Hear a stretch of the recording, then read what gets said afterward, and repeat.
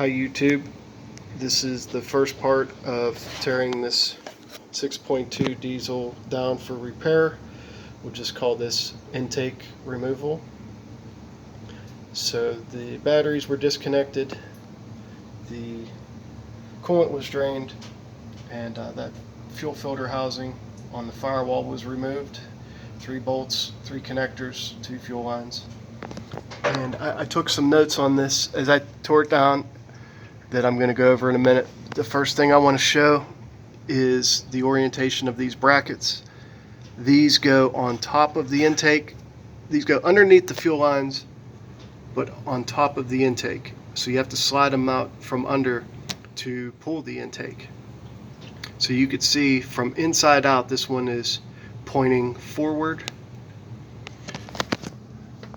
From inside out, this one is pointing rearward. This one from inside out is pointing rearward. And this one uses just like a looped style, and it attaches to the forward facing bolt. Okay. Also, to take the upper part of those brackets that goes on top of there, on the passenger side, I removed the bolts that clamps it to the valve cover. So, one of the things I think is really easy to have a problem with if you get in a hurry would be the orientation of these intake bolts, which I've laid out right here. So, take note of these if yours got out of order. So this is the driver's side, that's the passenger side, the way they come out of the engine. So this would be the inside here is what screws into the head. This is the outer. So if you got your bolts out of order, this shot right here will probably be worthwhile for you.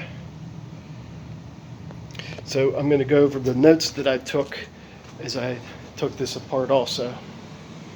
So we started on the passenger side. Took the CDR off as one unit. It had 2 13mm nuts holding it on the valve cover, and it had one 15mm nut holding it on the intake stud. Then there was a hard vacuum line that runs along the intake to the injection pump. Again, there was 2 13mm nuts that clamped that down to the valve cover. Okay, and then there's also an additional rubber line that runs along that, and it goes underneath the intake to the vacuum pump. In my case, that line had either broke off or disconnected, so I'm sure that was causing some type of issue. So it was good to find that, wanted to take note of it. Next thing we did was remove the vacuum pump where a distributor would normally be.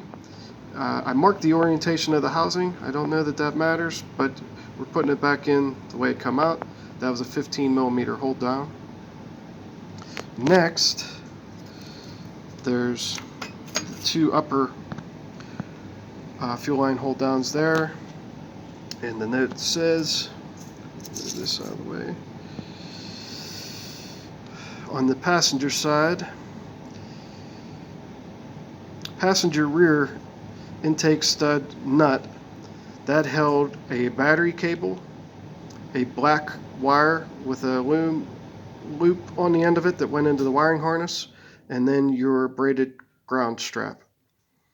So I believe that was the second to the last rear intake bolt. And then we have the 2 fuel line hold downs underneath the intake studs. So the nuts on top of the intake studs obviously don't hold them down. The intake bolts bolt those hold downs down. So then we move to the driver's side. Removed a 15mm nut that went to an intake stud for the alternator brace. That also had a star washer underneath it that was noted.